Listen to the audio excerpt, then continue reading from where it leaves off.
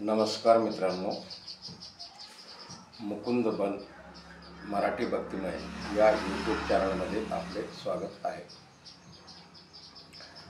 तर मित्र हो, 3-4 दिवसापासून व्हिडिओ टाकणं काही जमलं नाही मला।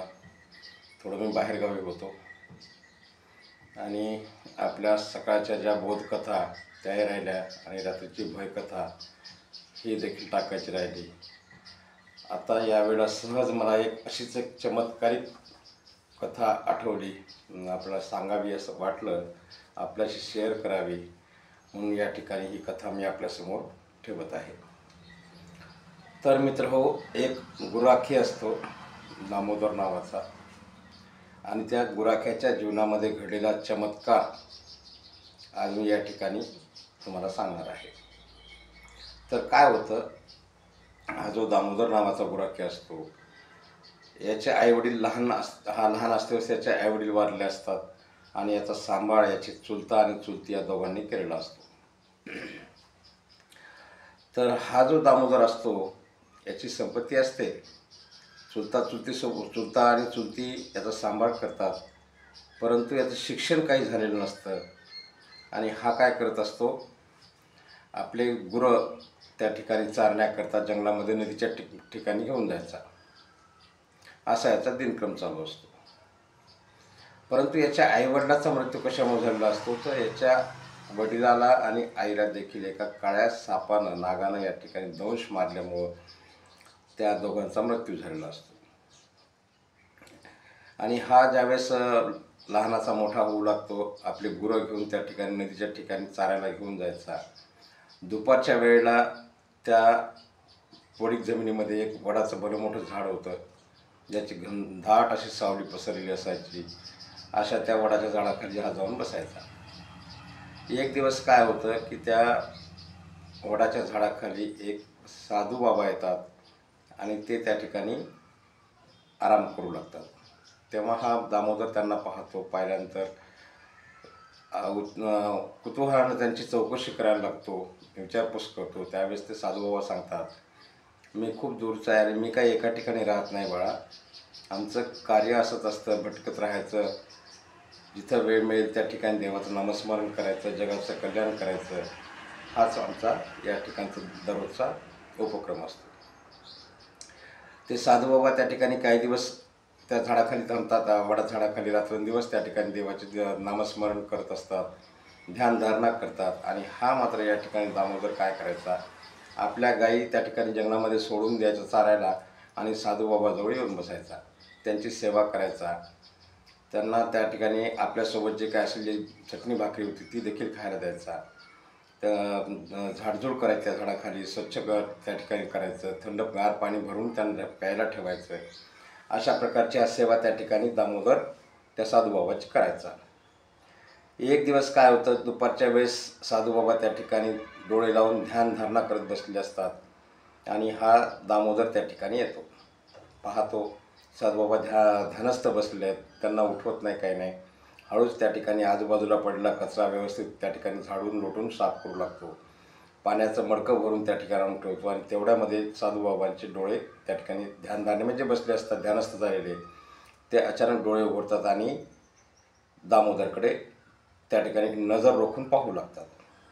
दामोदरला आपल्याजवळ बोलवतात आणि आपल्या समोर बसून त्याला विचारतात, बाळा इथं बस तू माझ्यासमोर, आणि तुझ्यावर खूप मोठं संकट या ठिकाणी मला दिसायला लागलं, काही वाईट शक्ती तुझा पाठलाग करतायत, आणि मला एक सांग, मी तुला विचारलेल्या प्रश्नाचे उत्तर तू व्यवस्थित दे। त्यावेळेस साधूबाबा विचारतात दामूला, तुझ्या आईवडिलांना या ठिकाणी साप चावून मृत्यू झालेला आहे का?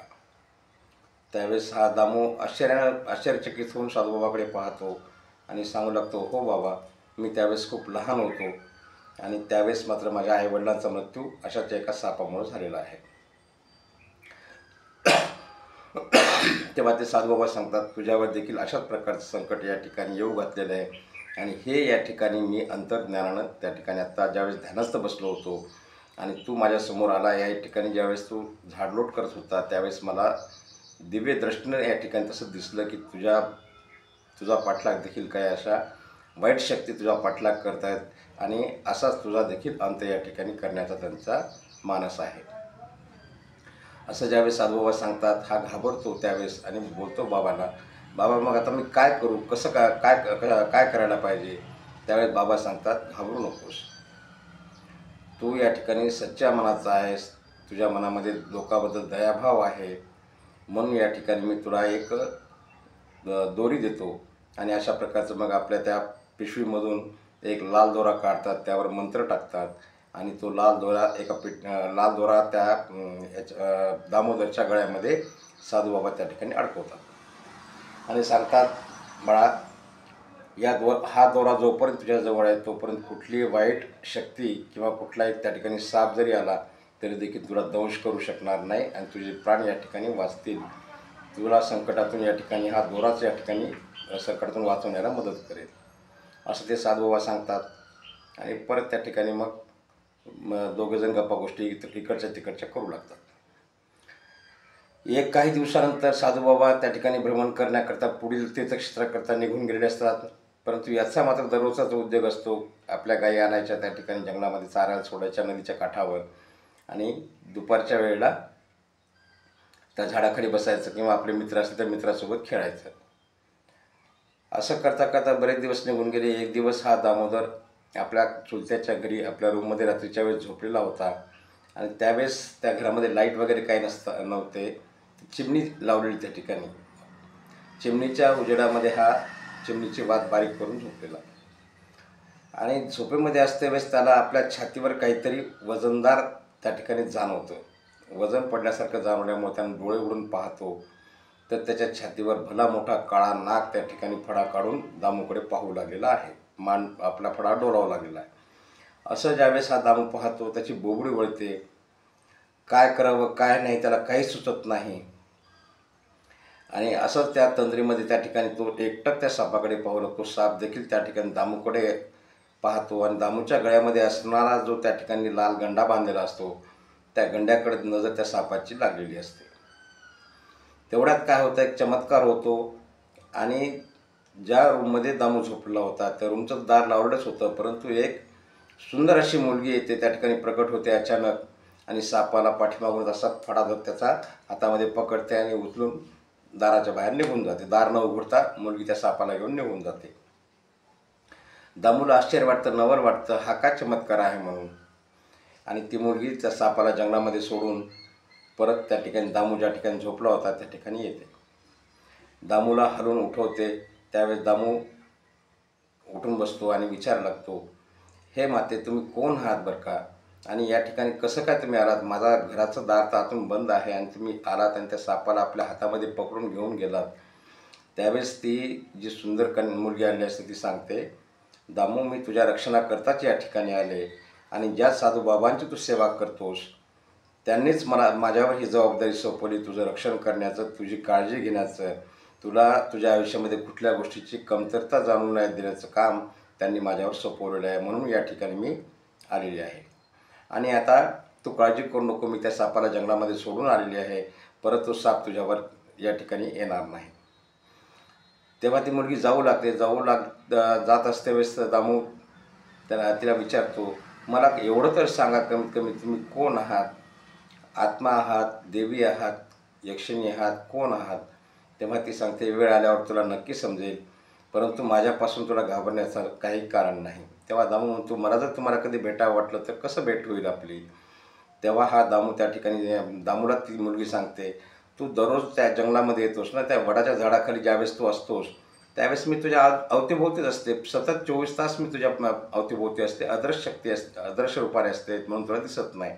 जर तुला कधी मला पाहावं वाटलं, भेटावं वाटलं तर त्या वडाच्या झाडाखाली आल्यानंतर मला आवाज दे आणि मग त्या ठिकाणी मी तुझी भेट घेईल, असं ज्यावेळेस सांगते आणि मुलगी निघून जाते. 2-3 दिवसानंतर हा दामू त्या ठिकाणी परत त्या वडा झाडाखाली झोपला असतो आणि नेमकं त्या दिवशी काय झालं असतं, त्यानं घरून डबा आणलेला नसतो, भूक लागलेली असते आणि दुपारच्या वेळेला त्या वडाच्या झाडाखाली हा झोपी जातो. झोपी गेल्यानंतर याला दिवसा स्वप्न पडतं. स्वप्नामध्ये काय पाहतो हा, त्या वडाच्या एका मोठ्या फांदीवरती ती सुंदर मुलगी आपली बसलेली आहे आणि पाय हलवून त्या ठिकाणी सारखी एकटक दामूकडे पाहू लागलेली आहे. ज्यावेळेस हे दामू पाहतो त्यावेळेस त्या मुलीला आवाज देतो आणि मग तिला आपल्या सोबत खाली यायला सांगतो, आपल्या जवळ यायला सांगतो. ती मुलगी झाडावरून खाली उतरते. तेव्हा दामूला ती मुलगी सांगते, दामू तुला खरोखर भूक लागलेली आहे ना, थांब मी तुझ्यासाठी खाण्याची काही व्यवस्था करते. असं बोलून ती मुलगी अदृश्य होते आणि थोड्या वेळातच त्या ठिकाणी एक सुंदर सुंदर असे पक्वान्न, मिठाई वगैरे घेऊन दामू पुढे आणून ठेवते. दामू ती खातो. अतिशय त्यानं आयुष्यामध्ये अशी कधी एवढी सुंदर मिठाई खाल्ली नसते. असं गोडाधोडाचं त्याला खायला मिळतं. हळूहळू त्या मुलीसोबत दामूची मैत्री व्हायला लागते. तेव्हा मग ती मुलगी सांगते, मी तुझ्या घरी देखील संध्याकाळी तुला भेटायला येऊ का? त्यावेळेस हा नक्की ये म्हणून तिला सांगतो. अशा प्रकारे यांचं मैत्री त्या ठिकाणी वाढतच जाते. दररोज संध्याकाळच्या वेळेला ही मुलगी दामूच्या रूममध्ये जायची. रात्रभर त्या ठिकाणी दोघं गप्पा गोष्टी करायचे, प्रेमाच्या त्या ठिकाणी गोष्टी व्हायच्या आणि सकाळ होताच त्या ठिकाणी मुलगी अदृश्य व्हायची. आणि दिवसा मात्र या ठिकाणी जंगलामध्ये त्या वडाच्या झाडाखाली दुपारी परत दोघांची त्या ठिकाणी भेट व्हायची. दोघं जण त्या ठिकाणी गोडधोड त्या ठिकाणी खायचे. त्या मुलीनं जे जे काही खायला पदार्थ आणायचे ते दोघंही त्या ठिकाणी खायचे. हळूहळू दामूची तब्येत खूप छान प्रकारे सुधारू लागली होती आणि त्याच्या आयुष्यामध्ये देखील आमूलाग्र बदल होऊ लागले होते. त्याच्या जीवनात प्रगती वरचेवर होऊ लागली होती. अशा प्रकारचं दामूचं त्या ठिकाणी जीवनकार्य चालू होतं. तर एक दिवस काय होतं, असंच दामू आपल्या रूममध्ये झोपलेला असते वेळेस ती मुलगी दररोज त्या ठिकाणी दामूच्या रूममध्ये यायचीच आणि त्या ठिकाणी दोघंजण गप्पा गोष्टी करायचे. आणि रात्रीच्या वेळेला त्या ठिकाणी दामूची जी चुलती होती ती अचानक उठते पाणी पिण्याकरता आणि दामूच्या रूम पडून ज्यावेळेस जाऊ लागते तेव्हा दामूच्या रूममधून तिला आवाज येतो. दामू कोणाशी बोलत आहे म्हणून त्या ठिकाणी पाहते तर आतमध्ये तिला फक्त दामू एकटाच दिसतो. दामूच्याच बोलण्याचा आवाज येतोय. दुसरी मुलगी त्यांना त्या काकूला काही दिसतच नाही. ती आपल्याला काहीतरी भास झाला आहे असं समजून त्या ठिकाणी जाते, पाणी पिऊन झोपी जाते. परंतु 2-3 दिवस लगातार तिला असंच त्या ठिकाणी त्या काकीला दिसायला लागतं. मग मात्र एक दिवस ती काकी सकाळी सकाळी दामूला आपल्याजवळ बोलवते आणि विचारते, दामू बाळा, मी पाहते 2-3 दिवस झालं दररोज तुझ्या रूममध्ये कोण मुलगी असते, तू कुणाशी या ठिकाणी बोलत असतोस? मला त्या दुसऱ्याचाच आवाज येत नाही पण तुझा आवाज त्या ठिकाणी येतो आणि असं काय रात्रभर तुम्ही गप्पा गोष्टी करत असता? त्यावेळेस दामूला मग त्या ठिकाणी वाटतं की आता आपलं पितळ या ठिकाणी उघडं पडलं आहे, आपण आपल्या काकींना सर्व काही सांगायला पाहिजे. कारण त्या काकीनं दामूला लहानाचं मोठं केलं असतं. सख्या आईपेक्षा देखील जास्त जीव त्या ठिकाणी ती काकी दामूला लावत असते. तेव्हा सर्व घडलेला प्रकार हा दामू त्या ठिकाणी काकीला सांगतो. काकी, मी आपल्या गाई चारायला ज्यावेळेस नदीवर जातो त्या ठिकाणी मला एक साधूबाबा भेटले होते आणि त्या साधूबाबानं माझं भविष्य सांगितलं होतं की तुझ्या आईवडिलाचा मृत्यू अशा अशा सर्पदंशाने झाला आणि तुझ्यावर देखील अशाच प्रकारचं संकट मी या ठिकाणी पाहू लागलो.